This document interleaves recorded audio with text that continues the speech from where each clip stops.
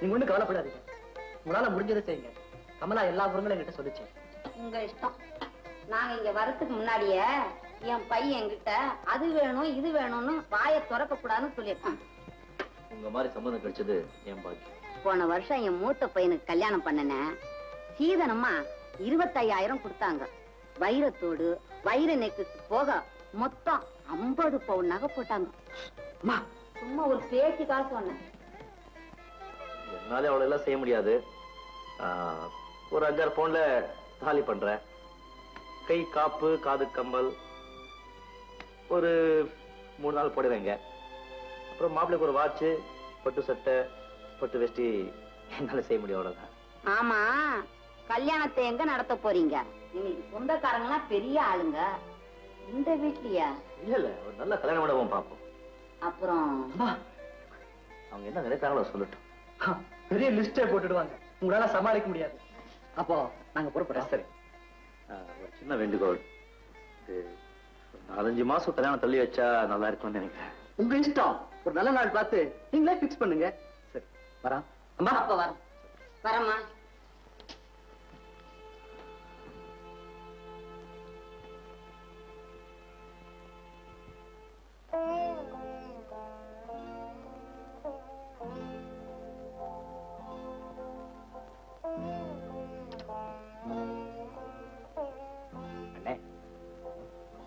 மாப்பிள்ளையே எதை கொடுத்தாலும் சரின்னு சொல்லிட்டாரு. அப்புறம் நீயா ஏன் அதை செய்யறேன் இதை செய்யறேன்னு சொல்ற? நம்ம கையில இருந்தாலும் பரவாயில்ல. மாப்பிள்ளை சொன்னால்டா, மாமியார் கேட்டாங்க. சரி, நம்ம கையில இருந்தாலும் இல்லைன்னாலும் செய்ய வேண்டியதை செஞ்சுதானே ஆகணும். நமக்கு இருக்கிறது ஒரே தங்கச்சி. ஒண்ணும் இல்லாம நினைச்சா அவங்க மதிக்க மாட்டாங்க. தங்கச்சிக்கு ரொம்ப கஷ்டமா இருக்கும். சரி, நான் எப்படி சமாளிக்கிறேன் இப்போ?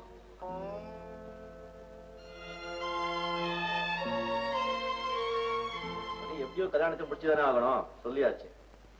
சரி, எவ்வளவு ஆகும் பாப்போம். ஒரு பட்ஜெட்டை போடு. பட்ஜெட்னாலே நமக்கு பயம். பட்ஜெட் போட்டு எந்த காரியமும் உருப்பட்டது கிடையாது, தெரிஞ்சுக்க. பட்ஜெட் போடாம எவ்வளவு செலவாகும் எப்படிடா தெரியுது? பட்ஜெட் போட்டா மட்டும் தெரியுமா? விளையாடா, எழுது. இப்போ நகைங்களுக்குன்னா ஒரு பவுன் 400 ரூபாய்னா ஒரு 6-7 பவுனாவது வேணும். கூலியோட சேர்ந்து ஒரு 3500 போடலாமா? 3500 ரூபாய். அப்புறம் புடவை ஒரு 500 போடுவோம். கல்யாண மண்டபம் ஒரு 500 ரூபாய். 500 ரூபாய். சாப்பாடு செலவு ஒரு 1000 ரூபாய். 1000 ரூபாயா? தண்ணி தாராளமா கலந்து விட்டு 500 ரூபாயில முடிக்கலாம். 1000 ரூபாய் எழுதுனீங்க. சரி, அப்புறம் வந்து இந்த இன்விடேஷன் அது இதெல்லாம் இருக்குது. அதுக்கு ஒரு 500 ரூபாய் ஆச்சு. அப்புறம் நிச்சயமா எவனாவது நமக்கு தெரியாம நிறைய திருடுவான். அதுக்கு கௌரவமா இப்ப ஒரு 500 ரூபாய் ஒதுக்குவோம். மொத்தம் 6000. அவ்வளவுதானே? 6000 ரூபாய் இருந்தா சமாளிக்கலாம். பிகாஸ் இப்ப நம்ம ஆபீஸ் இருந்து ஒரு 1000 ரூபாய் வாங்கலாம். 5000 ரூபாய் ஆச்சு. நான் ஒரு 1000 ரூபாய் கொடுக்குறேன். சரி, தீர்ந்து போச்சு. பட்ஜெட் தீர்ந்து போச்சு. பேப்பர்ல பந்தல்ல பாக்கலாம். ஏன்பா நாயுடு, உங்ககிட்ட எத்தனை தரம் சொன்னேன் என் பொண்ணு லட்சுமிக்கு ஒரு நல்ல மாப்பிள்ளையா பார்த்து சொல்லுன்னு. பொண்ணுக்கு என்னென்ன தருவ? பொண்ணுக்காக நகைன்னு செஞ்சு வச்சிருக்கிறது ஒரு 5000 ரூபாய் தேரும். சரி, ரொக்கமா பணமா கையில எவ்வளவு தருவ? ரொக்கமா கொடுக்க என்கிட்ட எதுப்பா பணம்? ஒண்ணும் இல்லையா? அட போயா, இந்த 5000 ரூபாய்க்காக கூணு குருடு நொண்டி கூட வரமாட்டாயா? இப்ப எல்லாம் மாப்பிளைக்கு கிராக்கி அதிகம் இல்ல. 16 வயசுல எம்ஏ முடிச்சுட்டு சீடி சஞ்சாரிச்சு வரதட்சணைக்காக தெரு தெருவா அலைஞ்சிட்டு இருக்கானுங்க. சரி விடு, என் திறமையை பயன்படுத்தி ஒரு நல்ல மாப்பிளைய மாத்துறேன். எனக்கு என்ன தருவ?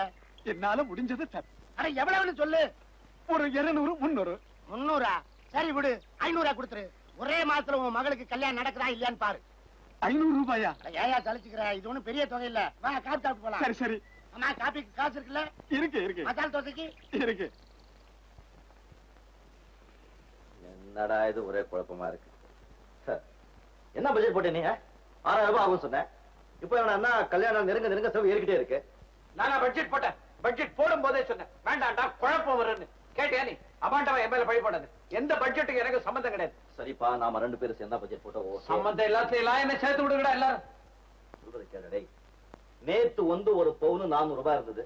இன்னைக்கு 800 ரூபாய். ஒரே நாள்ல பவுன் விலை டபுள் ஆகும். எவன்டா கண்டா? எப்படிதான் தங்க சங்கிலி பண்றதோ? கத்திரிக்காய் விலை குறைஞ்சிருக்குதான். கத்திரிக்காய் சங்கிலி பண்ணிடலாமா? டேய் விளையாடாத. எல்லா செலவு சேர்ந்து ஒரு 10-15 ரூபாய் ஆடும் போது இருக்க. அதுக்குள்ள அவசரப்படாத. கல்யாணம் முடிஞ்சு கணக்கு பார்த்தா 18-19 போய் நின்னாலும் நிற்கும். ஆமா, இப்ப கையில மொத்தம் எவ்வளவு வச்சிருக்கு? ஆபீஸ்ல வாங்கினது ஒரு 5000 ரூபாய். முதலாளி தரதா சொல்லிருக்கிறது 1000 ரூபாய். நீ ஒரு 1000 தர சொல்லிருக்கேன். எல்லாம் மொத்தம் ஒரு 7000 ரூபாய் ஆகும். குறைஞ்சது இன்னொரு 5000 ரூபாய் எப்படிடா சமாளிக்கிறது? கவலைப்படாத, எனக்கு தெரிஞ்ச ஒரு ஆள் இருக்காரு. அவரை பிடிச்சா ஒரு 2000 ரூபாய் கடன் வாங்கலாம். நீ மத்த வேலையெல்லாம் கவனி, நான் போய் அந்த ஆளை கவனிக்கிறேன்.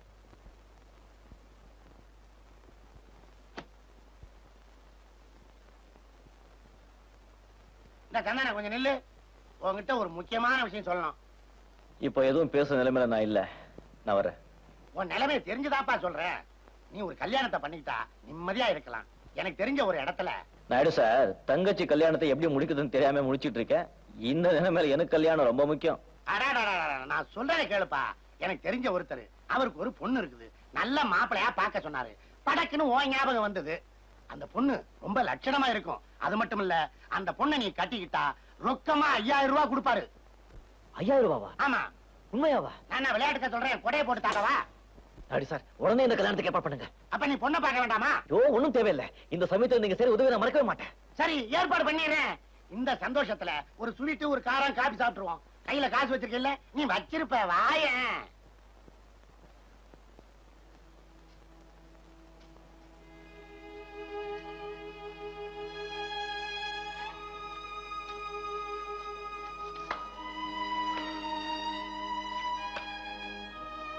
நானு கல்யாணம் பண்ணிக்க போறேன். என்னண்ணே இவ்வளவு சந்தோஷமான விஷயத்தை ஏதோ மாதிரி சொல்ற? என்னென்ன திடீர்னு பொண்ணு பார்த்தாச்சா? இல்ல, 5000 ரூபாய் பணம் தரேன்னு சொன்னாங்க. இந்த சமயத்துக்கு உதவுமே சம்மதிச்சேன். அடுத்த வாரம் கல்யாணம். பொண்ணையும் பார்க்காம விவரமும் கேட்காம திடீர்னு முடிவு பண்ணிட்டியே. தங்கச்சி கல்யாணத்துக்காக 5000 ரூபாய்க்கு உன் வாழ்க்கையை அடகு வச்சுட்டா அதை திரும்ப பெற முடியாது. என்ன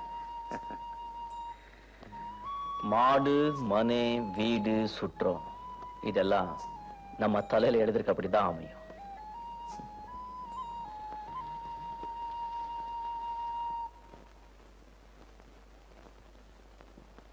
கண்ணாடி கட்டு, கண்ணாடி கட்டுப்பா.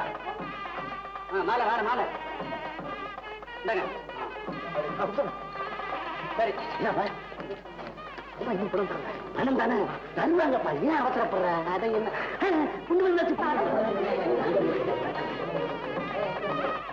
போய் உட்காரு, போ போப்பா. உட்காரு உட்காரு. வந்த தாரணிய. ஓம் கணானாம் கணபதி சபாமே அபிங்க மீனாம் பவத்வர்த்தமம் ஏகநாகம் பிரம்மணான் பிரம்மணஸ்பதான ஸ்ரண்மன்னோதிமிஸ்ரீ தசாதனம் யோகி பிரமாயுக்தம் நாகமல்லேதுலேர்தம் கல்பூர்யோகம் யுக்தம் தாம்பூலம் பிரதிஹிக்யதாம் மகாகணபதே நமஹ. நீ தாலியை கட்டுப்பா, சீக்கிரமா பொண்ணுகளை கொடுத்து அனுப்புவாங்க. ஏன் வச்சப்படுற? சொன்ன மாதிரி நடப்பாங்க. ஐயா மந்திரத்தை சொல்லுங்க. கட்டிமலை கட்டிமலை அடிக்கப்பா, பையன் சுறுசுறுப்பா இருக்கிறா.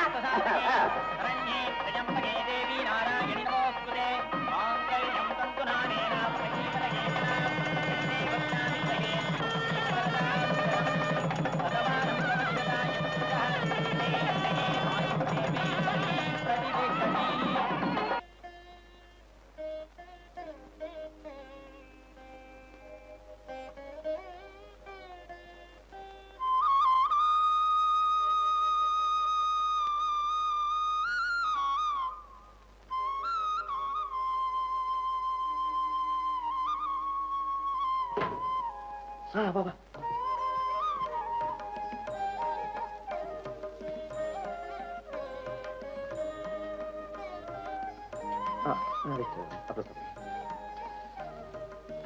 ஓகே.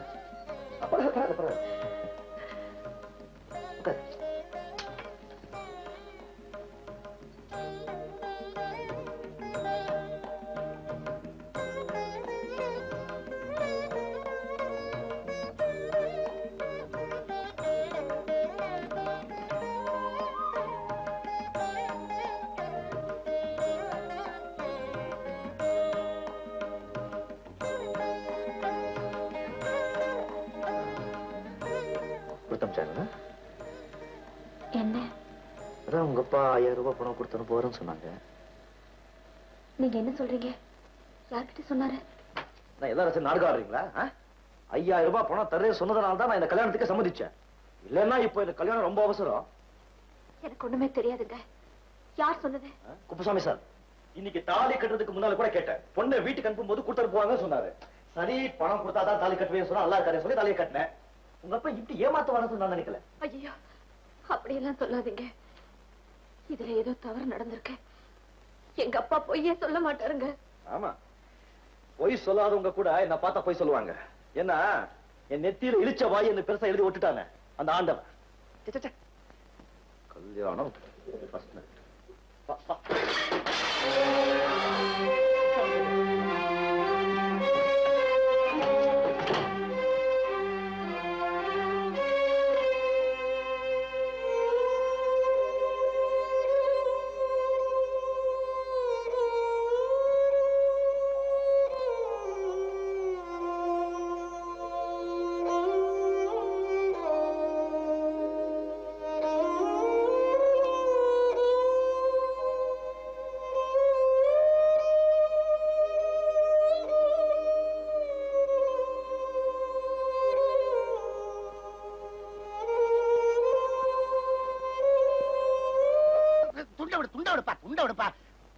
கல்யாணம் வீட்டுல வந்து கலாட்டா பண்ற அவளுக்கு வேற உடம்பு சரியில்லை. எங்க 5000 ரூபாய்? அவங்க பணம் தரதா நீ சொன்னது போய் தானே? அந்த ஆளு தர்றேன்னு சொன்னதை நம்பித்தாப்பா நானும் சொன்னேன். மனவரையில 5000 ரூபாய் என்ன ஆச்சுன்னு கேட்டேன். இப்போதைக்கு முடியாதுன்னு கைய விரிச்சிட்டான். நடக்க போற கல்யாணத்தை நிறுத்த வேணாமேன்னு உண்மையை நான் சொல்லல. என் தங்கச்சி கல்யாணத்துக்காக தானே நான் என் கல்யாணத்தை சம்மதிச்சேன். நீங்கெல்லாம் ஒரு மனுஷனுங்க. ஏன் ஆத்திரப்படுற? உன் தங்கச்சி கல்யாணம் நடக்கணும் அவ்வளவுதானே. நான் ஐடியா கொடுக்குறேன். தகரத்துல நகையை செஞ்சு தங்க கிளீட்ட கொடுத்து கல்யாணத்தை நடத்து. தாலி கட்டினதுக்கு பிறகு தார இல்லன்னா போயிரும். முடியாவாய், என் உயிரே போனாலும் கொடுத்த வாக்க மாற மாட்டேன். அட போடா, ஒரு பொய் சொல்ல மாட்டேன்னு சொன்ன ஹரிச்சந்திரே கட்டிக்க வேஸ்ட் இல்லாம கோமணத்தை கட்டிட்டு அலைஞ்சிருக்கிறான். பொய் சொல்ல மாட்டானா பொய். இவெல்லாம் பொழைச்சு மண்ணவாரி திரும்ப வந்தாலும் வந்துட போறான். 5000 ரூபாய் கொடுக்கலன்னா நாளைக்கே அவளை அப்பா வீட்டுக்கு விட்டுடுவேன். நல்ல காரியம்.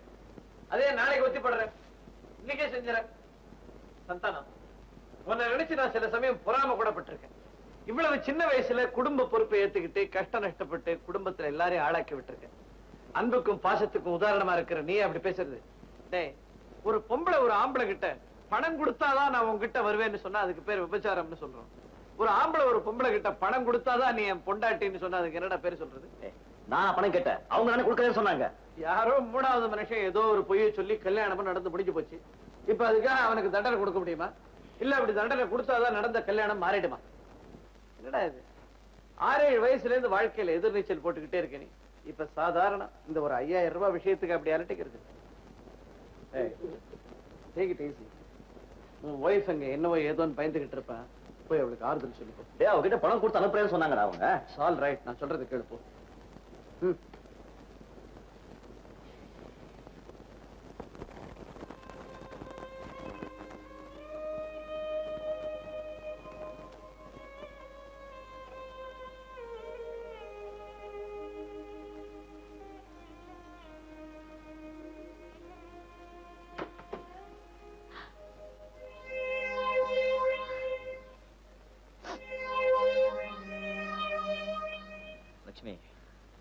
நான் உன்னை திட்ட தப்புதான். எல்லாம் அந்த குப்சாமி செஞ்ச வேலை. சரி, நடந்து போச்சு.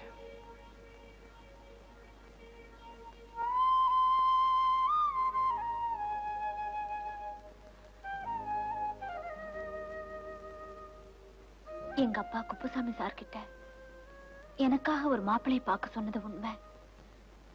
ஆனா பணம் தரேன்னு சொல்லவே இல்லை. எங்க அப்பா செஞ்சு போட்ட நகை 5000 ரூபாய் பெறும்னு நினைக்கிறேன். இந்தாங்க. வேண்டாம், அந்த அளவுக்கு நான் கையாலாகாத. நான் எதிர்பார்க்கறதெல்லாம் உங்க அன்பு ஒண்ணுதாங்க. இப்படி ஒரு பொய்ய சொல்லி என்ன உங்களுக்கு கட்டி வச்சது சத்தியமா எனக்கு தெரியாது. அந்த எண்ணம் உங்க மனசுல இருக்கிற வரைக்கும் நீங்க எங்கிட்ட அன்பு காட்டவே முடியாது. அத நினைக்கும் போதுதான் எனக்கு பகீருங்குது. சீச்சி, பயப்படாத. நான் கொஞ்சம் முங்கோப்பி. சரி, யாரோ செஞ்ச தப்புக்கு நீ என்ன செய்வ? ஏமாந்துட்டு ஆத்திரத்துல நான் அப்படி பேசிட்டேன். அதெல்லாம் மனசுல வச்சுக்கிட்டு உன்னை வெறுத்துட்டு நினைக்காத.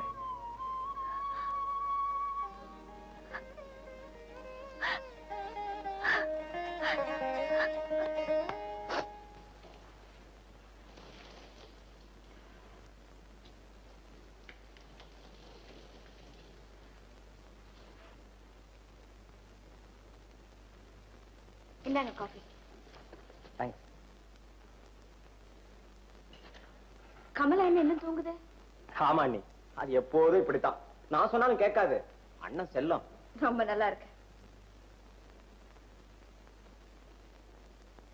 கமலா, கமலா எழுந்துருமா, மணி 8 ஆச்சு. 8 மணி தானே ஆகுது, அதுக்குள்ள எழுப்புறீங்களே. இங்க பாருமா, பொம்பளை பிள்ளை இவ்வளவு நேரம் தூங்கலாமா? இன்னும் ஒரு வாரத்துல கல்யாணம் வேற ஆக போகுது. புகுந்த வீட்டுக்கு போய் இப்படி தூங்குனா பெண்ணை இப்படி வளர்த்திருக்காங்களேன்னு பேசுவாங்க. எழுந்துருமா, எழுந்து.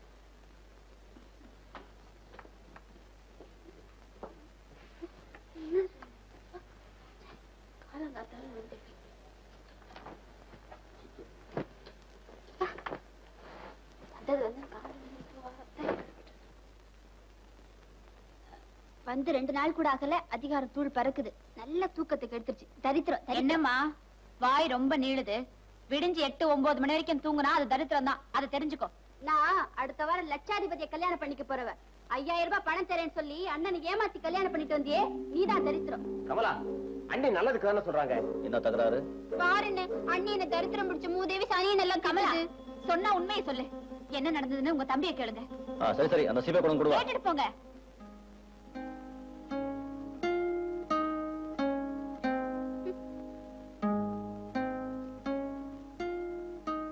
இங்கதானே இருக்கு. அங்க இருந்த சண்டை வளரும் கூப்பிட்டேன்.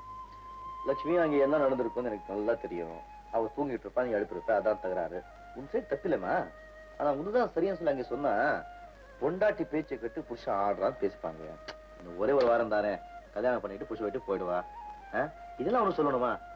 நீ நல்லா படிச்ச பொண்ணு, இந்த புத்திசாலியான பொண்ணு, அழகான பொண்ணு, அட்ஜஸ்ட் பண்ணி.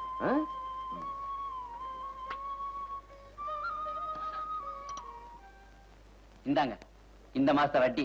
அச்சா, இந்த ப்ரோனோட்டை படிச்சு பார். சரி. இதுல 2500 ரூபாய் இருக்குது. வட்டி மாசம் 250 ரூபாய். என்ன? சரி. இதுல ஒரு கையெழுத்து போடு.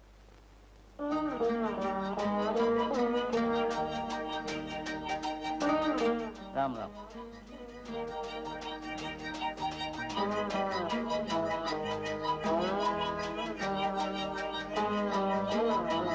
இந்தாங்க பார்சல். தேங்க்யூ.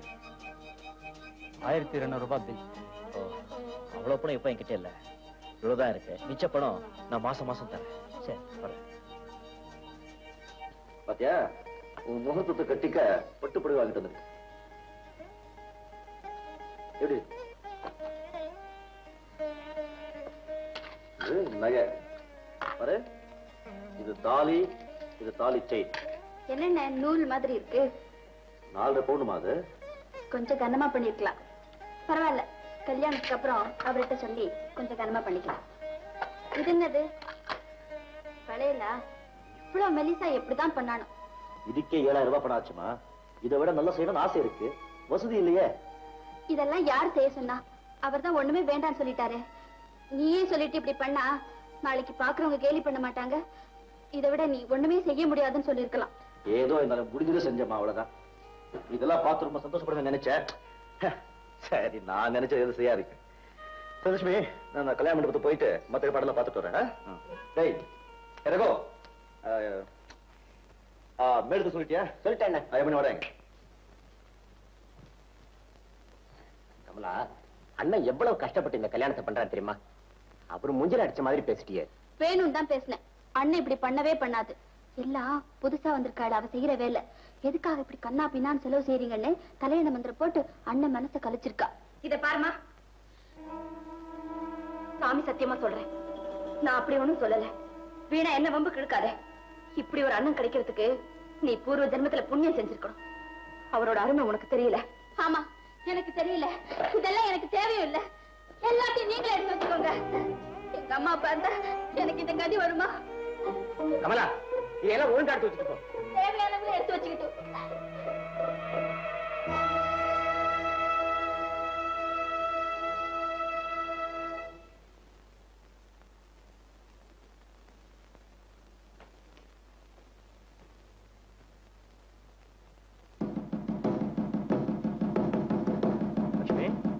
லட்சுமி, என்னுடைய இதெல்லாம் தங்கச்சியே கேளுங்க.